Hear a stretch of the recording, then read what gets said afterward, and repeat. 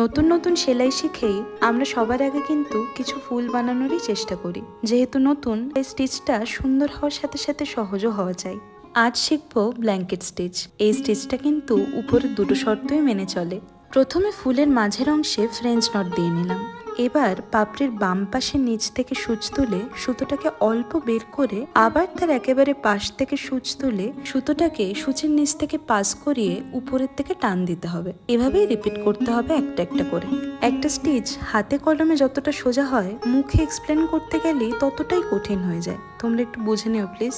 তবে এর থেকে সোজা স্টিচ বোধহয় সত্যিই হয় না। আমি নিজেও জানতাম না যে এই স্টিচটা দিয়ে এত সুন্দর ফুল বানানো যায়। এটা তো আমরা মেনলি রুমাল বা কোনো কিছুর বর্ডারে দিয়ে থাকতাম। এটা মনে হয় তোমরা একবার দেখলেই শিখে ফেলবে। আমি এখানে 3 পার্ট সুতো নিয়ে করেছি। তোমরা চাইলে 2 পার্ট বা 1 পার্ট নিয়েও করতে পারো। তাতে কিন্তু কাজটা আরো সূক্ষ্ম হবে।